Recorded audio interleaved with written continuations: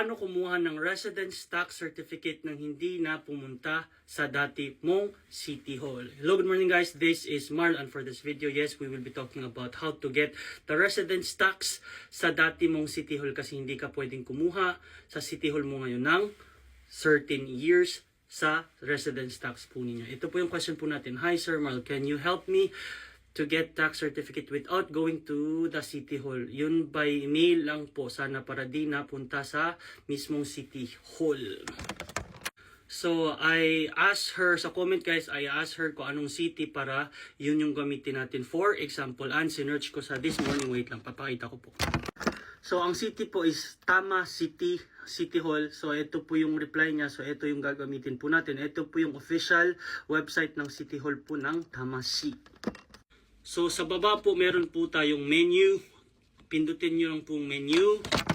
After menu, dito mo makikita yung Tetsuzuki Gomi Zei Kurashi. So, ito po yung pipindutin natin. Wait lang. Ito po yung pipindutin. Next is yung Zeiki. So, ito. I-click mo yung plus sign na. Click mo yan. Tapos, yung pinakauna, ito, Zeiki ni kansuru shoumei. So, pipindutin mo yan or dito po ni. Kahit saan dyan. So, pag pinundit mo yun, ito po yung lalabas na. Ito po lahat ng menu na lalabas. Tapos, i-click mo itong pinakababa. Yuso de no shomeisho no torikata. So, ito po yung i-click natin yan.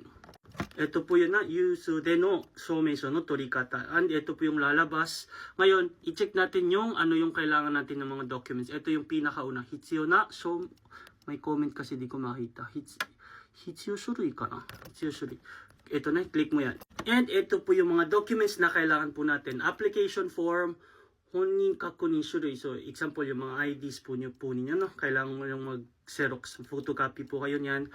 Tapos, yung envelope po, wait lang, click ko po dito na, yung number 3, ano ba yung number 3? Number 3 na muna is yung kogawase, ibig sabihin po, ito po yung ibabayad natin na, sa JP Post. So sa JP Post po, JP Post na. Punta po kayo sa post office, ipakita nyo lang to, tapos bibili kayo niyan. So ilalagay mo yung information mo, address mo, mas maibibigay silang papel sa'yo. Bibili ka niyan, sasabihin mo lang kogawase. Again po, kogawase ang tawag dyan, ipapakita mo lang, sabihin mo kailangan mo ng ganito. Kung dalawa, ang price po nito is 300 plus 300. Tapos meron pang additional payment sa JP Post.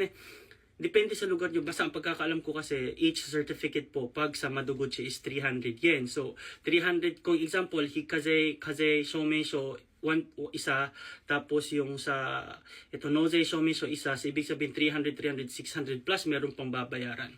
Kaya yung number 4 po is yung envelope. Ito po yung importante. Yung envelope, maghahanda ka ng dalawa. Ang una, ito yung, di ba, bibili ng kogawase application form, mga photocopy mo, ilalagay mo sa envelope na yan, ipapadala mo sa City Hall. Through mail, ipapadala mo.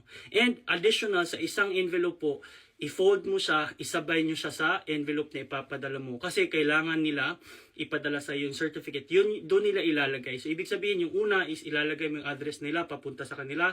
Address mo, ikaw yung sender. Ilagay lahat ng documents, tapos mag-add ka pa ng isa pang envelope kasi yun yung gagamitin nila para isend sa'yo yung document. So, ilalagay mo yung sender is yung sa kanila, tapos yung receiver is sa'yo.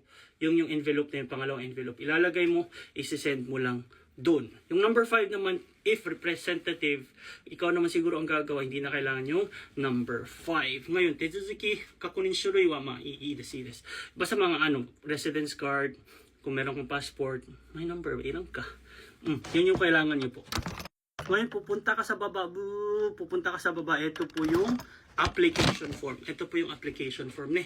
Ipipindot mo yan, tapos lalabas yung form, i-print mo, tapos lagyan mo ng information. And make sure sa information po, ito kasi, isa lang ito lang yung kaze.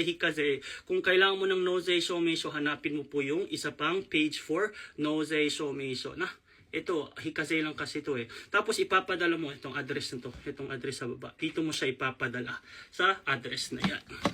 Ito po yung application form. This, again, remember, this is only for kaze hikaze shomesho da kara, kung kailangan mo ng nose shomesho, kailangan mo rin mag-print ng isa pang page. Ang sa ibang city kasi naka-isa lang yan isang page lang, tapos nandun na yung shiminzei nose shomesho to ka na. Hikaze kasi tapos nose shomesho isa lang. So hindi ko alam bakit dito magkahiwalay, or baka meron po, di ko lang nahanap talaga. So ito po yung form na yan. Ngayon, kung kailangan man nose shomesho, balik ka dun sa Zeikin. Ito, Zeikin. Tapos, so next is ito, nose ni kansuru shomesho. Ito sa pinakataas ne. Sa pinakataas, hindi ko mamove yung sarili ko. After nun, hanapin mo yung nose. Ito, nose shomesho no shinsei. Tapos, i-click. Punta ka dun sa baba. Ito po yung form. Ito yung form. Tapos, yan po yung lalabas, i-print mo, same thing pa rin, susulatan mo yung mga information mo. Again po, same pa rin, isabay mo na lang yun sa kanina. Kailangan kumpleto yung documents at saka nagbayad ka talaga. Kugawase, don't forget kugawase. Kung ilang page yung kailangan mo, din yun yung babayaran mo. Sayonara, sana po nakatulong. Sayonara, bye-bye.